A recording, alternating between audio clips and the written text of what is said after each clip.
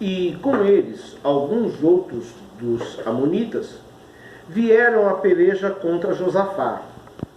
Então vieram alguns que deram aviso a Josafá, dizendo: vem contra ti uma grande multidão da além do mar e da Síria, e eis que já estão em Hazazon Tamar, que é En-Gedi. Então Josafá temeu e pôs-se a buscar o Senhor, e apregou o jejum em todo o Judá. E Judá se ajuntou para pedir socorro ao Senhor.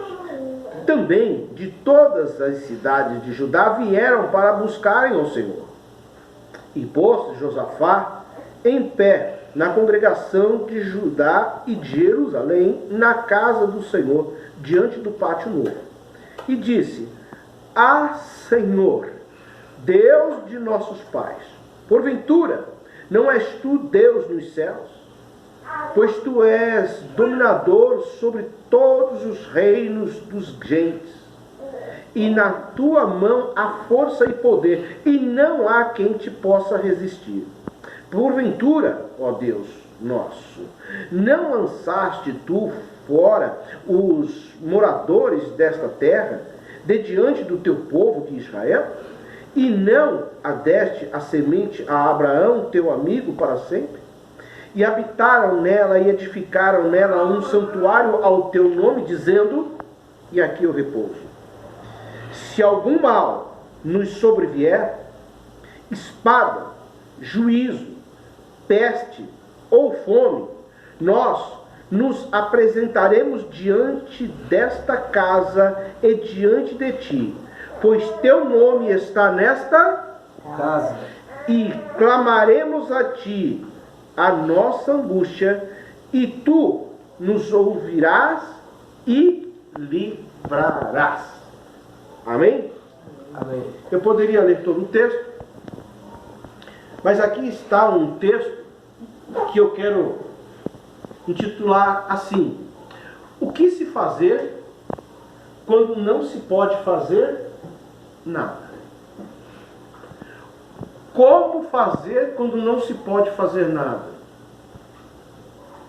Há momentos na vida da gente, há momentos na história, na caminhada da gente, que nós não podemos resolver algumas coisas que nos sobrevêm. Nas várias passagens da Bíblia, nos vários momentos que a Bíblia nos oferece, né, nós vemos o caso aqui do rei Josafá, que ele tinha alguns reis que estavam contra ele, estavam vindo para acabar com ele, acabar com a nação e acabar com os seus. Ele foi avisado, inclusive, disso. Mas era muita gente contra ele. E naquele momento, né, ele se pôs ali e clamou a Deus. E foi falar com Deus. Sabe? Bem foi exposto o que Mateus falou aqui. O texto que a irmã Sandra leu também.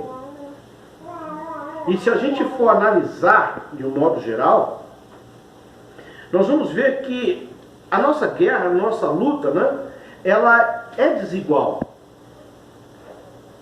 Mas se nós olharmos de uma maneira muito superficial, nós não vamos conseguir entender. Mas se olharmos de uma maneira assim espiritual, e isso cabe uma reflexão não só minha, mas tua, vamos olhar Deus no seu alto e sublime trono, olhando para a terra que Ele criou, que Ele gerou de uma forma linda e maravilhosa, para que ela não fosse habitada com a maldade, para que ela fosse boa, e de repente Ele olha e vê toda a iniquidade que o povo faz contra Ele. E Ele, inclusive, ele diz assim: olha, não contenderá mais o meu espírito contra o homem, porque ele é um de nós. O homem, a partir do momento que ele teve os seus olhos abertos no Éden, e que ele começou a ter a dimensão do que era o bem e do que estava sobre ele, porque então, até então ele não tinha essa noção, ele só via Deus como uma forma de glorificação. Mas a partir do momento que ele cai e desobedece, que lhe é aberto os olhos, significa, ele passa a ter entendimento de todo o amor que Deus tinha por ele, e todas as coisas erradas que sobrevinham. Se esconder, jogar a culpa para o outro, dizer para Deus que não teve nada a ver, e o homem joga para a mulher joga para a serpente, e a serpente diz o seguinte, ó, eu estava aí, eles só abraçaram a minha ideia. E não é isso que vem acontecendo com o mundo? Quantas pessoas, famílias, jovens, casais, destruídos por causa disso.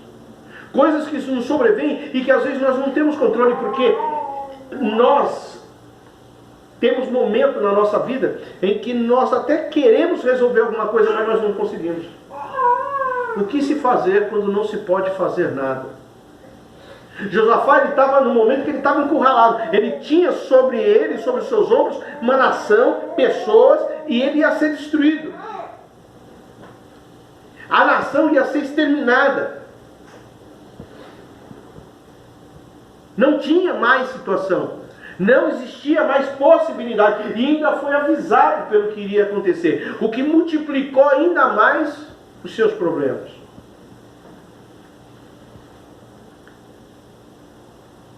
Mas ele se colocou e falou o seguinte, olha, tu és um Deus grandioso, tu és um Deus soberano, tu és um Deus que visita ao teu povo desde a criação, ainda que este povo peque, fale mal, que jogue na tua cara todas as coisas que não deveria fazer. Tu és um Deus maravilhoso. E eu estou recorrendo, eu estou indo atrás, eu estou buscando ao único Deus que é passivo de poder resolver o meu problema. De resolver o teu problema. De resolver os nossos problemas de uma só forma. Porque tudo isso que está acontecendo está sob o controle de Deus. Nada pode estar fora do controle de Deus. Então existe um propósito. Existe um propósito nisto. Quando nós olhamos para a Índia, nós vemos um país que foi doutrinado, que foi pregado, que foi discipulado com o Evangelho, e hoje uma idolatria só. Quando nós olhamos para o Oriente Médio, que glorificava a Deus, que exaltava a Deus, é o que nós vemos hoje.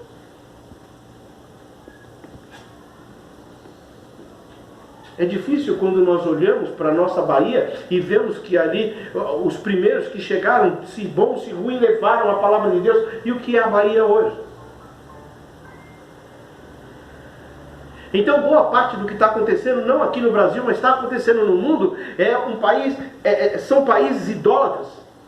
Existe um peso da mão de Deus, eu creio. A permissividade de Deus tem um sentido além do que nossa capacidade humana tem para poder entender. Mas eu acredito também que quando veio as pragas do Egito, quando veio aquilo, Deus falou, aqueles que estiverem, aquele que estiver com a sua casa protegida, com os umbrais da sua porta, com o sangue do Cordeiro, essa vai ser guardada. E às vezes Deus aproveita a arquitetura do mal, a arquitetura de Satanás, para transformar isso em alguma coisa boa. Por exemplo, quando os irmãos de José o perseguiram e tudo, quando eles chegam depois, o que José fala para ele? Vocês fiquem tranquilos. Todo o mal que vocês intentaram contra mim, Deus transformou em bem. Existe um propósito. Deus às vezes mexe algumas peças do lugar para proteger-nos. Deus, no tabuleiro de Deus, às vezes ele mexe em alguma coisa fora que nós não entendemos a jogada de Deus, o mover dele, e ele está cuidando, ele está fazendo. Sabe por quê? Porque é a oração que se fizer neste lugar, a oração que está sendo feita, o propósito que está sendo feito, Deus está guardando. Nós precisamos ter isto em mente. A guerra não é contra a carne, não é contra o sangue. A guerra é espiritual. E Satanás, ele não está olhando. Será que esse aqui que é crente não é, ele quer ir para cima. E nós vamos ver aqui o texto que eu até deixei marcado, que o versículo 12 de 2 Crônicas 20 diz assim: a Deus, porventura não o julgarás? Porque em nós não há força perante esta grande multidão que vem contra nós, e não sabemos nós o que faremos. Porém, os nossos olhos estão postos em ti. Enquanto nossos olhos estiverem voltados para Deus, nós estaremos protegidos. Enquanto nossos olhos, mesmo com fraqueza, com limitações, estiver voltado para Deus, Deus estará nos guardando. Ele sabe a iniquidade de cada um aqui. Ele sabe o pecado de cada um que tão de perto nos assola. Ele sabe as coisas vãs que falamos.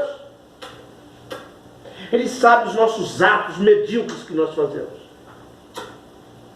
E eu vou até falar algo aqui que emana do meu coração, que talvez por amor dessas crianças Deus esteja guardando todos.